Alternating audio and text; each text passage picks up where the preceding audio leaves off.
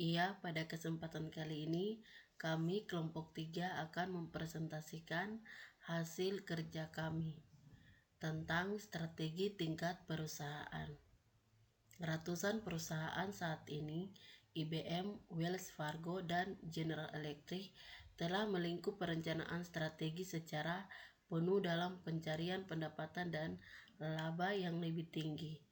Ken Nelson adalah mantan pendiri UPS, menjelaskan tentang alasan perusahaannya membentuk Departemen Perencanaan Strategi yang baru. Tujuan jangka panjang. Tujuan jangka panjang dibutuhkan pada level korporate, divisional, dan fungsional dari semua organisasi. Hal tersebut merupakan pengukuran akan kinerja manajerial banyak praktisi dan akademis, mengaitkan bagian signifikan dari daya saing industri AS, karena orientasi strategi manajer di AS lebih bersifat jangka pendek daripada jangka panjang. Arthur D. Little berargumen bahwa bonus atau remunerasi untuk manajer hari ini harus berdasarkan pada penekanan yang lebih besar pada tujuan dan strategi jangka panjang. Tujuan keuangan dan strategi. Ada dua tujuan yang umum dalam organisasi, yaitu tujuan keuangan dan strategi. Tujuan keuangan finansial atau objektif mencakup mereka yang berasosiasi dengan pertumbuhan pendapatan, pertumbuhan laba, dividen yang lebih tinggi, margin laba yang lebih besar, meningkatkan harga saham, meningkatkan aliran kas, dan sebagainya. Sementara tujuan strategi atau strategi objektif mencakup hal-hal seperti desain yang lebih pendek daripada pesaing, biaya lebih rendah daripada pesaing, kualitas produk yang lebih tinggi daripada pesaing, lingkup geografis yang lebih luas daripada pesaing, meraih kepemimpinan teknologi secara konsisten, mendapatkan produk yang baru atau yang meningkat untuk pasar di depan pesaing, dan sebagainya. Tingkat strategi. Pembuatan strategi bukanlah pekerjaan eksekutif puncak.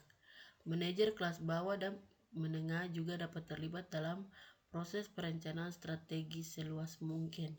Di perusahaan besar, orang bertanggung jawab untuk memiliki strategi yang efektif pada berbagai tingkatan, termasuk CEO pada level korporate, presiden atau wakil presiden, eksekutif pada level divisional, respektif atau Chief Financial Officer atau CFO, Chief Information Officer atau CO, sebagainya pada level fungsional, dan manajer pabrik, manajer penjualan regional, dan sebagainya pada level operasional. Ada 4 level strategi, yaitu korporate, divisional, fungsional, dan operasional. Namun di perusahaan kecil ada 3 level strategi, yaitu perusahaan, fungsional, dan operasional. Di perusahaan kecil, orang umumnya bertanggung jawab untuk memiliki strategi efektif pada berbagai tingkat, termasuk pemilik bisnis atau presiden pada tingkat perusahaan, dan orang yang sama pada 2 tingkat di bawahnya, sebagaimana perusahaan besar. Strategi integrasi. Perusahaan celana pria online di Bonobos sekarang menjual pakaian dalam pria ke Nordstrom, dan sebagai tambahan membuka tokonya sendiri di New York, Palo Alto, Chicago, dan kota lainnya. Namun pembeli tidak pergi keluar toko Bonobos tanpa membeli apapun. Toko itu tersebut menawarkan pembeli untuk mencoba pakaian sebelum memesannya secara online. Integrasi ke depan, integrasi ke belakang, dan integrasi horizontal terkadang mengaca pada strategi integrasi vertikal atau vertical integration. Strategi integrasi vertikal memungkinkan perusahaan untuk mendapatkan kontrol atas distributor, pemasok, dan pesaing. Strategi intensif. Penetrasi pasar, pengembangan pasar, dan pengembangan produk mengacu sebagai strategi intensif atau intensif strategi, karena mereka masyarakat usaha intensif jika posisi bersaing perusahaan dengan produk yang Anda ingin kembangkan. Strategi diversifikasi. Untuk pertama kalinya dalam 129 tahun, Kroger yang berbasis di Cincinnati menambahkan pakaian ke lini produknya. Bagian Kroger yang baru dalam tokonya Mansfield, Ohio meliputi sepatu, perhiasan, outerwear, dan bahan jahitan dari Levi, Charchat, Charter, Skechers, Hanes, Maidenform, dan produser pakaian lainnya. Ada hanya sekitar 1% margin laba dalam bisnis grosir, sehingga Kroger mencoba untuk diversifikasi. Ada dua tipe strategi diversifikasi. Satu, diversifikasi terkait atau relative diversification, dan diversifikasi tidak terkait yaitu unrelated diversification. Bisnis dikatakan terkait ketika rantai nilai mereka memiliki kecocokan dengan strategi antara bisnis. Bisnis jika tidak terkait ketika rantai nilai mereka tidak sama, sehingga tidak ada kecocokan dengan strategi antar bisnis yang terjadi. Sebagian besar perusahaan memilih strategi diversifikasi terkait untuk mengambil keuntungan dari sinergi sebagai berikut. 1. Mentransfer keahlian, pengetahuan teknologi atau kemampuan lain yang bernilai dari satu bisnis ke lainnya. 2. Mengkombinasi aktivitas terkait dari bisnis yang terpisah ke operasi tunggal untuk mendapatkan biaya yang lebih rendah. 3. Mengeksploitasi penggunaan yang umum dari nama merek yang terkenal. 4. Kolaborasi antar bisnis untuk membuat kekuatan sumber daya bernilai kompetitif dan kapabilitas. Strategi defensif. Sebagai tambahan untuk strategi integratif, intensif, dan diversifikasi, organisasi dapat melakukan pengurangan, pelepasan, atau likuidasi. Pengurangan terjadi ketika organisasi mengelompokkan kembali lewat pengurangan FA dan aset untuk mengembalikan penurunan penjualan dan laba. Terkadang disebut pembalikan reorganisasi. Pengurangan didesain untuk membentengi kompetensi dasar organisasi yang khusus. Selama pengurangan, para pembuat strategi bekerja dengan sumber daya yang terbatas dan menghadapi tekanan dari pemegang saham, karyawan, dan media. Pengurangan dapat diikuti dengan penjualan. Likuidasi. Menjual semua aset perusahaan, sebagian, untuk nilai berwujud mereka disebut likai. Likuidasi adalah pengakuan kekalahan dan secara konsekuensi dapat menjadi star yang sulit secara emosional. Namun, mungkin lebih baik untuk menghentikan operasi dari melanjutkan kehilangan sejumlah besar uang. Contohnya Peritel, diskon pakaian hasil desain yang berbasis di New York. Davis baru-baru ini dilikuidasi, menutup 19 tokonya dan menjual semua persediaannya. Ini adalah bisnis yang dijalankan keluarga di Secaucus, New Jersey, dan didirikan pada tahun 1961.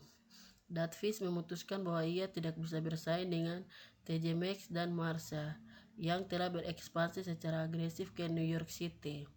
Seluruh karyawan Davis sejumlah 1.390 orang mendapatkan pesangon senilai 60 hari kerja.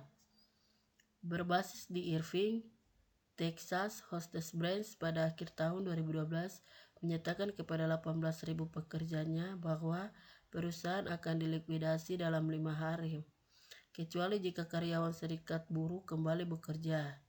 Pekerjaan serikat buruh pada dasarnya menghentikan 2/3 aktivitas pabrik Hostess, 36. 4 serikat yang terlibat yaitu 1 pabrik roti, 2 konveksi, 3 pekerja tembakau, dan 4 penggilingan gandum. Presiden serikat terbesar Reinhardt menyatakan, "Saya cukup akan kemungkinan likuidasi. Namun orang-orang kami akan melanjutkan bekerja jika gaji dan waspada manfaat yang mereka terima tidak dipotong."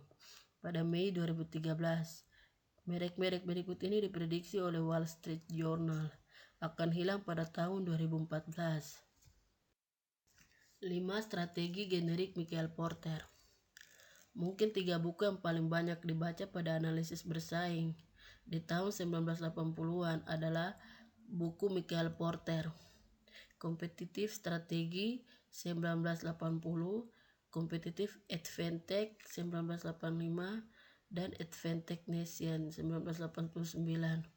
Berdasarkan Porter, strategi memungkinkan organisasi untuk memperoleh keunggulan bersaing dari 3 dasar yang berbeda: kepemimpinan biaya, diferensiasi, dan fokus. Porter menanamkan dasar-dasar ini sebagai strategi generik. Kepemimpinan biaya menekankan memproduksi produk terstandarisasi. Kepemimpinan biaya dapat didefinisikan: tipe 1 adalah strategi biaya rendah yang menawarkan pada biaya per unit rendah untuk konsumen yang sensitif harga. 2. Tipe alternatif strategi produk atau jasa ke pelanggan yang luas pada harga termurah yang tersedia di pasar. Tipe 2 adalah kecil nilai terbaik yang menawarkan produk atau jasa ke pelanggan yang luas pada harga terbaik yang tersedia di pasar. Strategi nilai terbaik bertujuan untuk menawarkan pelanggan sejumlah produk atau jasa pada harga terendah yang tersedia dibandingkan dengan produk pesaing dengan ribut yang sama. Baik strategi tipe 1 maupun tipe 2 menargetkan pasar yang besar.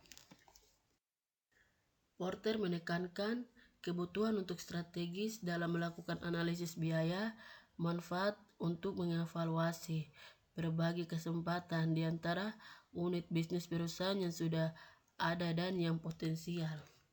Berbagi aktivitas dan sumber daya meningkatkan keunggulan bersaing dengan menurunkan biaya atau meningkatkan diferensiasi sebagai tambahan untuk meningkatkan pembagian. Porter menekankan pada kebutuhan perusahaan untuk secara efektif mentransfer pengetahuan dan keahlian di antara unit bisnis otonomi untuk memperoleh keunggulan bersaing.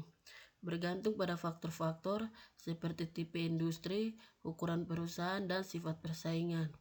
Berbagai strategi dapat menghasilkan keuntungan pada kepemimpinan biaya, diferensiasi, dan fokus. Strategi fokus tipe 4 dan tipe 5. Kesuksesan strategi fokus bergantung pada segmen industri dengan ukuran yang memadai, yang memiliki pertumbuhan yang baik, dan tidak penting untuk kesuksesan pesaing utama lainnya. Strategi seperti penetrasi pasar dan pengembangan pasar menawarkan keunggulan strategi fokus yang substansial. Perusahaan besar dan berukuran sedang secara efektif mengikuti strategi berbasis fokus sehubungan dengan strategi diferensiasi atau strategi berbasis kepemimpinan biaya.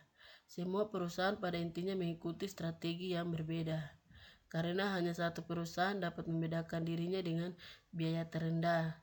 Perusahaan lain di industri harus menemukan cara lain untuk membedakan produk mereka.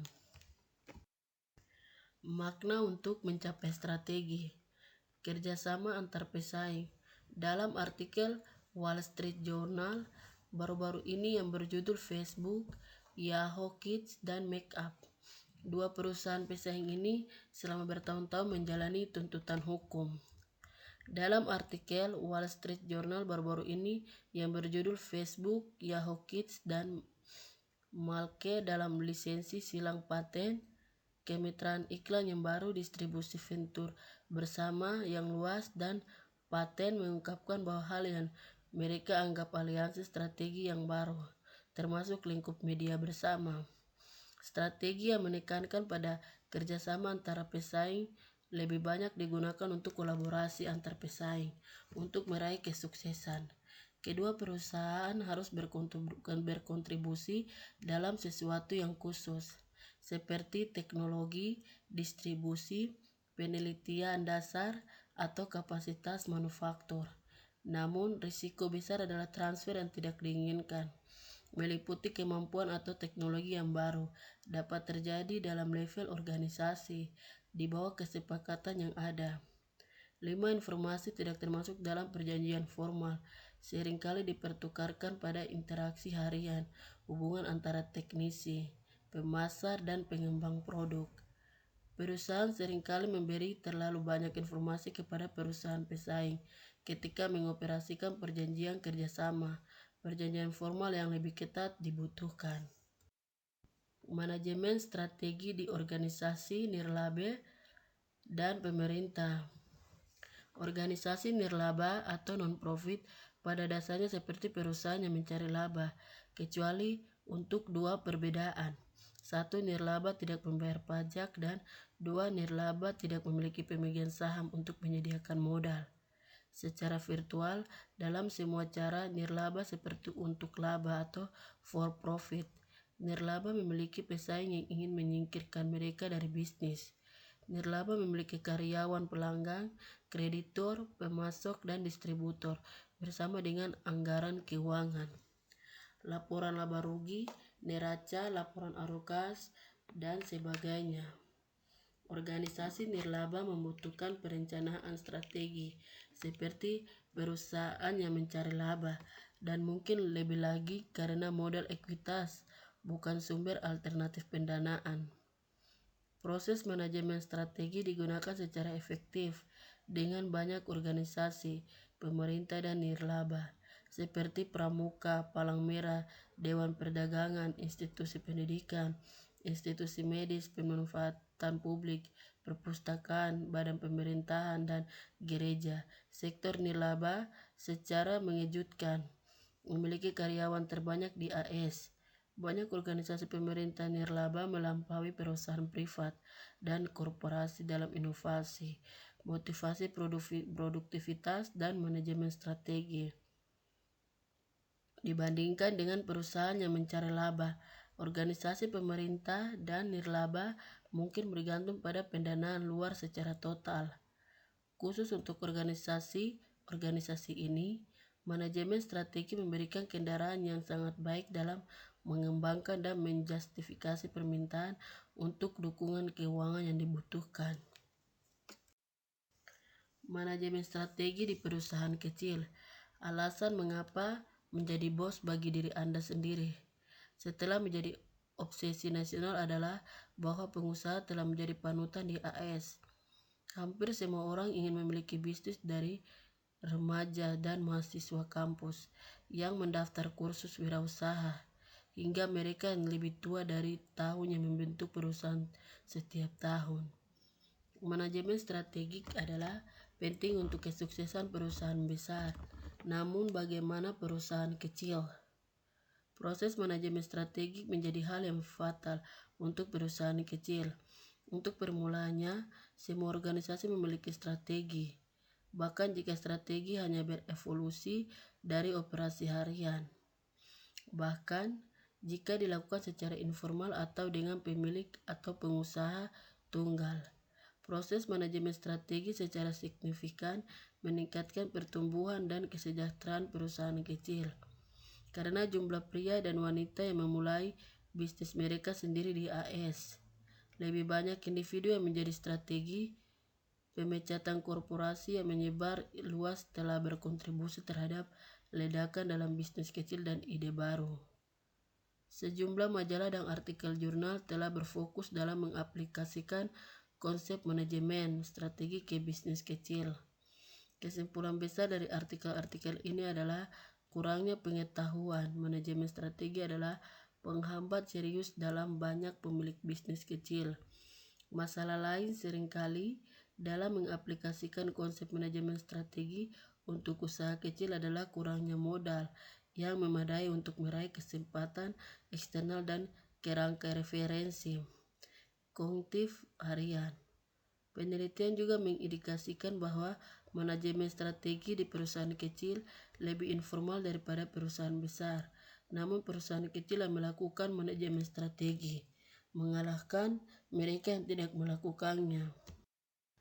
Kesimpulan, yaitu permintaan utama dari beberapa pendekatan manajerial adalah bahwa hal tersebut akan meningkatkan kinerja organisasi.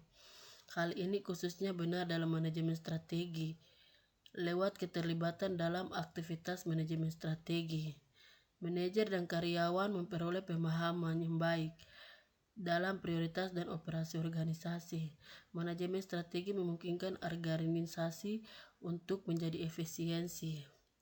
Namun lebih penting yang memungkinkannya menjadi efektif Walau manajemen strategi tidak menjamin kesuksesan organisasi, prosesnya memungkinkan pengambilan keputusan proaktif daripada reaktif. Manajemen strategi dapat merepresentasikan perubahan radikal dalam filosofi untuk beberapa organisasi, sehingga strategi harus dilatih untuk mengantisipasi dan secara konstruktif merespon pertanyaan dan isu-isu saat mereka muncul. Strategi-strategi yang didiskusikan dalam bab ini dapat mempresentasikan awal yang baru lagi banyak perusahaan, khususnya jika manajer dan karyawan dalam organisasi memahami dan mendukung rencana untuk tindakan. Terima kasih. Itu saja hasil kerja kami. Jika ada kesalahan kata, mohon dimaafkan. Terima kasih.